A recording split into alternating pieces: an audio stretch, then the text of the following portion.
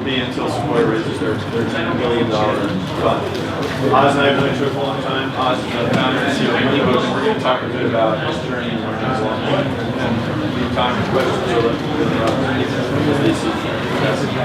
the one thing that you guys should know is that I called Ben and said, hey Ben, like when are we going to meet and prepare for this? And Ben said, I'm against preparing, so it's going to be a surprise or whatever is going to happen. So I've got a list of questions. Tell them about the comparison. Well, I want it to be, interactive and really opine and market this conference. Really quickly, how many people here are entrepreneurs themselves? Okay, and I'm not sure what the other people would be. Investors? A couple of those. All right, we'll go with it's basically entrepreneurs in the room, so everything will follow that path. The thing I think would be great to start on is this. You've had a really fascinating journey. Honeybook started with one specific vision, which evolved and iterated along the way. Just take me through what journey? Fascinating. Okay, fascinating.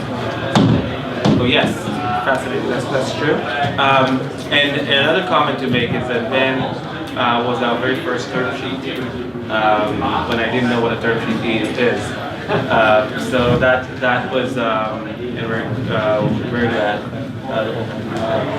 But I think what's interesting is that the team that Ben met back 5 years ago, and what we thought we're about to do is very different from what we're doing today. I think the vision was pretty much in line. I think we were very passionate eventually about small businesses, but the path to get to enabling small businesses to operate their business and grow and focus on what they love was very, very different. We thought we were going to start with weddings, we're going to focus on that, we're going to connect all the dots there. But throughout that process, we learned that we are very passionate about building tools and software for these small businesses. And through that software to help them connect to each other and send business to each other and do all kind of great things that could be considered marketplaces. So I think what's our takeaway from that, and what we like to share with any entrepreneur at the beginning, mid, and whatever, wherever they are in the journey, is that you have no idea what you are really doing. We have no idea what we're really doing. And every quarter, you're going to reiterate and kind of learn again and know even better what it is that you're doing. I think the one thing you do know is what you're passionate about. That doesn't change that much. You have your superpower. Your team has their superpower, and you have what it is that you're so excited to change in the world, and that doesn't change that often. So I think these couple of things stay the same, but the journey definitely shifts a lot. I feel like you did a lot of activist things in the market. When you think about the experiences where you had minor or major epiphanies of how the business would evolve, how often do those come from something that was happening in the internal organization versus the clients and who were participating in this? So I think more often than not, right? Like most of the times, we were constantly surprised by our members. So, for example, we started thinking that if we focus on weddings, we have a better chance to get wedding professionals, right? It makes sense. You want to go after wedding photographers? Say, hey, I'm building something for wedding photographers. No brainer. In reality, wedding photographers will come back saying, I am a wedding photographer, among other things. And we're like, yeah, but you make money on weddings, right? They're like, well, yes, I do that too. But again, I take photos of other events. I take photos of other projects. I do a bunch of things. So I cannot use your system or your software, this product, for my entire business. I love this product for my wedding business, but then I need to shift and move my data and stuff to another system or a spreadsheet or pen or paper. And that was exactly the opposite from what we were trying to do and solve for them. So the very first thing we learned from these photographers the beginning was, although we want to go after this, we have to change the language, make sure it's more generic. We're building for this photographer as a human being, as a photographer as a human being, before doing wedding photography. So that was like one very an important learning at the beginning. But then constantly afterwards, we always had great ideas in the house, in the office, and we're very excited about these ideas. But rarely we got it right. Just put them out when we put them out there, right? We constantly learn things that every time the users behave very different from what we expected. So I think it's a cliche that we need to listen to users, but I think we learned that many of these cliches are pretty much on point. What were the mechanisms you found most useful to hear your users? Like people debate all the time, the user focus groups, or what worked? Okay, so I'm going to tell you a secret. But you can't tell anyone, and I'm sure that probably some of you heard of that before because someone taught us. So one of the great hacks we started doing early on was every user, every new member will get an email directly from the CEO, right? And the email will be from a fake inbox, oz.alon@honeybook.com. And the email will not have any HTML in it, right? It looks real, just a really right. It will be like, hey, welcome to the family. You're now a Honeybooker, and I would love to hear your feedback, the good, the bad, the ugly. And what we found is that people see this, they get really excited, right? They got an email directly from the CEO, and the CEO is asking for some feedback. So they're going to definitely sit down and give him some feedback. And it's just amazing to see. We would get pages over pages of people writing back. The response will go to everybody in the company. So if you're a corp dev leader in the company and you approach us through oz.alon@honeybook.com, everybody in the company is going to see it, just so you know. So we still today, and to this day, everybody in the company gets them. We love these emails. Luckily, we get a lot of good and positive feedback, but sometimes we don't get positive feedback. And then what will happen is our support team many times. So what will happen? Many times, people in the company will post on Slack, "Hey, did you guys see this? Like a paragraph that someone wrote in an email?" And then someone else will say, "Yeah, I saw it too. What do you think she was talking about?"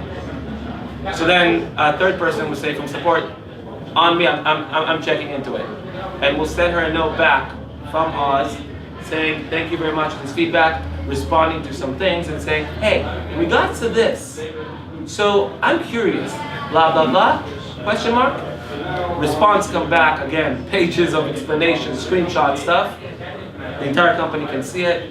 And this constant dialogue with our members, it's not quantitative, but it's definitely qualitative, and the quality is amazing. So that's just a hack. Obviously, on top of that, we have a Facebook group for our members. We get a lot of conversations, we see a lot of things happening there. We read, well, that would be a lie, until a year ago. I read every single support ticket. It's painful to read support tickets.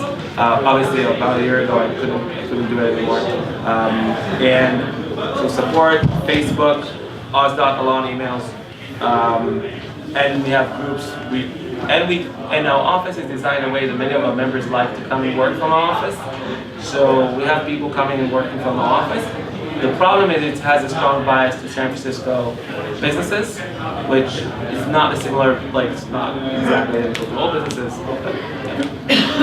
You are sort of widely credited for coining the term network marketplace or Market network. Market network. Wait to call James from downstairs. It's it's copyrighted. So tell me a little bit about how you got to that vision, and also I think it might be interesting for the entrepreneurs to hear how much, if it did, it impacted both your thinking about what the company would need to do to grow and the fundraising to achieve those goals, because you had to communicate this vision with some of these people who didn't understand it. That's a great question, actually, because I thought that you're going in one direction, but this is This is very true.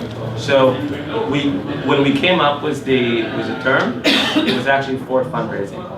Because we understood that investors just cannot grasp if we are a marketplace or a SaaS company, and every one of the two has completely different metrics.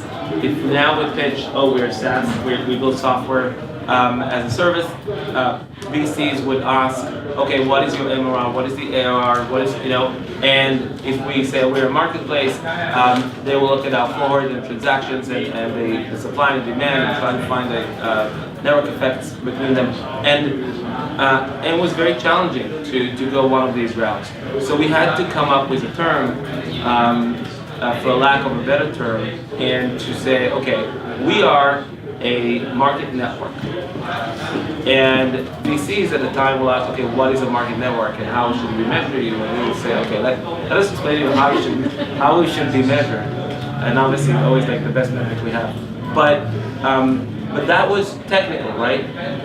In reality, what happened next, and one of the things we're proud of, is that we saw, to this day, I will get an email once or twice a week from entrepreneurs around the world, actually, and that's thanks to James, who wrote about it, writing to us, hey, I'm building a market network, and thanks to you guys, I know what I'm building, and it makes sense, and I want to hear from your experience. So to bring it down to what is it at all, I think the way we looked at it is that there are industries where a marketplace, the way we knew marketplaces back then, between a consumer and a business, a supply, a demand, just it doesn't make sense. Because the consumer many times is interchangeable, like they do it once in a lifetime, for example, renovating a house, or getting married, or like these things, the consumer is just doing it once in a lifetime. And on the other side of the equation, the businesses, they want to advertise or promote their business in many places, and somehow that connection did not make sense for us at least. And we thought, what if we can take a network of businesses that work together on a day-to-day basis and create this connection between them for them to be able to send business to each other, and to try to explain that, we call it a market network. But I think, to take it from another level, it's in places where there is an industry that works a lot within the industry. There are visitors in the industry, normally the consumers, that visit the industry for somewhat like a period of time, and walk out the industry in a way. That industry itself is a market network, potential in a way, because there's a lot of things that are happening inside. If you connect the dots, great things will happen. For us, and I think that's the topic of this talk, it was, if we can get these businesses to manage their business and have the system of record in one place, then we'll be able to connect the dots, connect them to each other, and they will start sending business to each other, communicating with each other. So today on Honeybook, one of the things you will see not only photographers sending business to other photographers through Honeybook, just because they are not available and the other photographer is available, but you will see photographers sharing business if it's a wedding with DJs, if it's different projects, we'll see web designers sharing it with photographers, sharing it with, we actually have developers on System 2 today. So we see this kind of relationship that has a marketplace dynamic and a network as a component of that relationship. So after I'm going to ask one more question, I'd love for the audience to think about questions they have after we cover this. I've got plenty more, but we'll be questions interactive. You've been doing this now for over 5 years. You've pretty much, you've grown up in a marketplace landscape when the term marketplace was relatively nascent when you started out, at least in the current form. What's changed? What are the things that evolved in your view, or things that were hot that didn't work, things that worked that you didn't expect to, or just the market in general? How has this thing evolved? First of all, it's true that 5 years ago, marketplace was a hot lake. That was the term, buzzword these days, right? I think today people are to the term marketplace. People are a bit more suspicious. For the entrepreneurs in the room and many of us here, it seems like I think we find more and more that people say, okay, great, you're a marketplace. Oh, and the GMV looks really good, big number. But what is exactly your take rate? What is exactly that people want to know more? Inside the marketplace to understand better. The second thing I will say is that I think today we have more capabilities than we had 5 years ago, and we see more and more marketplaces understand that the real secret sauce many times is to have enough data of the supply side. You see Airbnb does a ton of work to make sure they get more and more of the hosts to kind of book instantly. I think many marketplaces struggle with owning the supply in a way. I think there's a mixed term with service on demand. Something we saw in the past 5 years, people mixing service on demand and marketplace, which I'm not sure it's the same thing. But I think, I think that's the evolution, at least I saw from the sideline. For us, the most important thing that we focus on every single day is we wanted the supply side in the way of the so-called market network will manage the entire business through us, and that's the thing that we focus on every single day. If you use Honeybook, you need to transact the entire business through Honeybook, and we believe that through that we have a better chance to serve and create a much better experience for everybody involved when we have the entire data in our hand. They use the term, take questions now, that strikes me aggressively, the system of record. Dave Duffield, who started Workday at the beginning of portfolio companies, but his view is that the system of record is worth 13 times more in a public market environment than something that is not the system of record. So when you could be that system. Yeah, no, I took it from Scott Sandell and he took it from Dave, and I'm giving it to you. Questions from guys and gals in this audience? Yes. So you talk about market networks as getting other vendors on the platform who typically work with vendors that are already there. So normally when I think about measuring a network, like my brain goes to social things because that's what I do, likes and shares and comments. So when you think about measuring the success of the network half of a market network, how do you kind of grok that? So think about that from this perspective, based on 100% what we do. First of all, I want to know, again, we believe that it's important that they manage the entire business for us. So I want to know that. Once I know that, and I can see where they got their business from, as more and more of the business comes from the network itself, we know it's working, right? So today we're still only like 10%. 10%, if you look at a business on Honeybook, an average business is around $50,000 a year. And these are micro businesses, right? People working from home. I know today that the average business on Honeybook gets at least $5,000 from the network. Now, hopefully one day we can take this $5,000, turn it to $25,000 with a 50% from the network. That will be amazing. But I think for us to look at these metrics is important. But step one for us is crucial. Probably it's not crucial for any other, not for everybody, but for us it's crucial. Like we want first managing their business. Second, let's see how much business we can deliver to you throughout the network.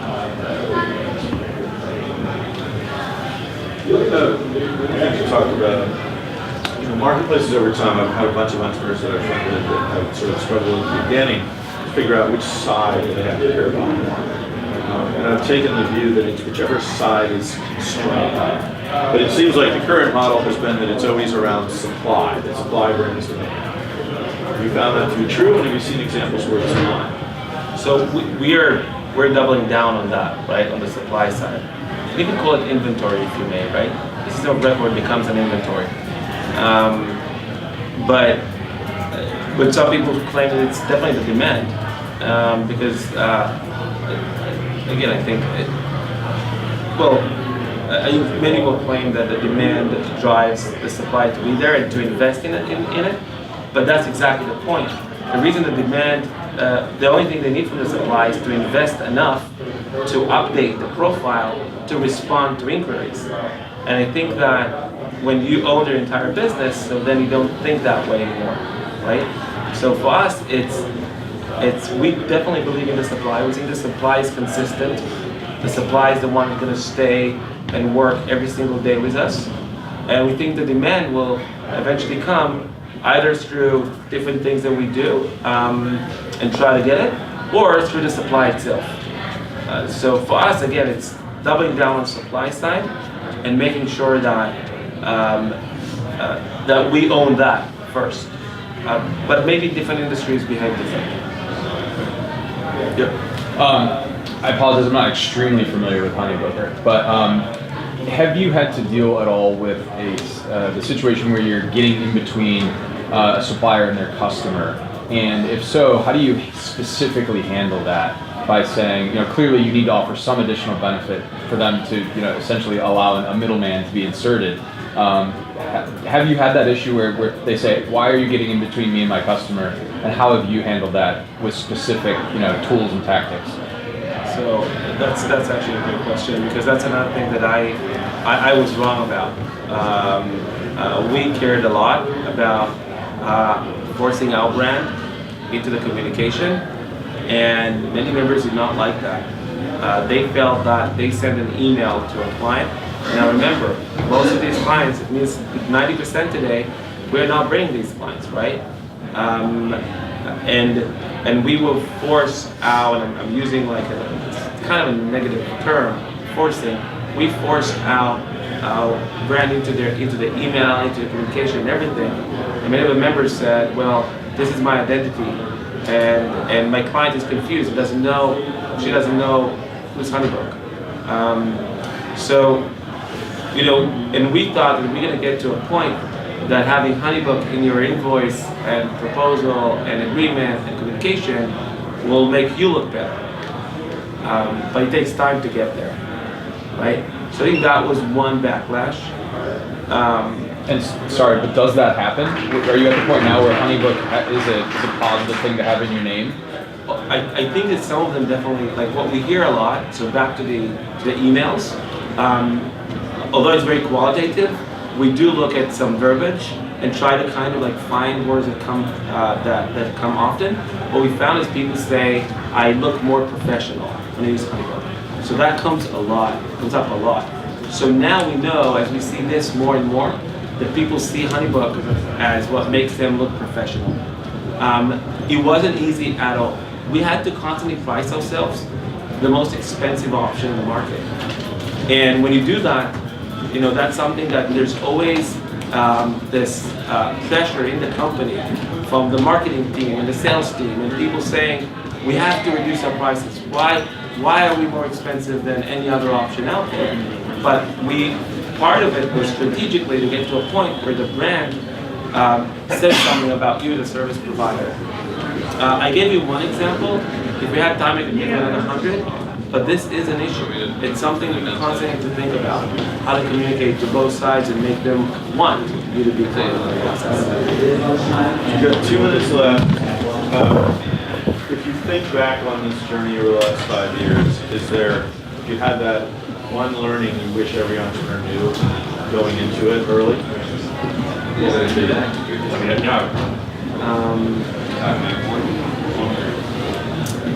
Good question. First of all, making sure you be more involved in the company. But secondly, I think that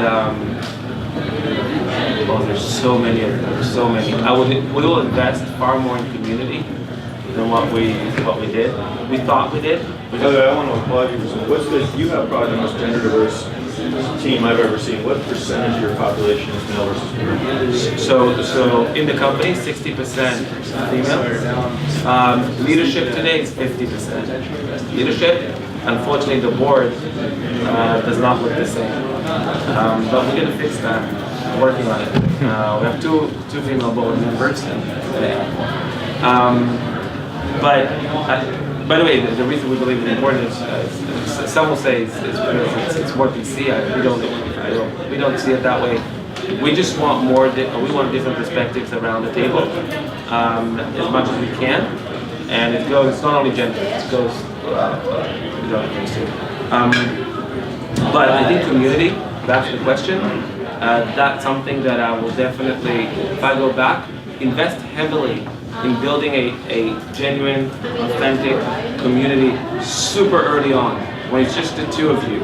You know, try to get these first 5, then 10, then 50, then 100. Who know exactly why they're part of this, even secret group at first. They know why they're there, and they know why he's not there or she's not there, they do not even deserve to be there. And when you get that, from there, you're going to learn a lot, you're going to grow really fast eventually, and your brand will be so strong. So I would invest heavily in community. Thank you, Oz from Honeybook, and thank you guys.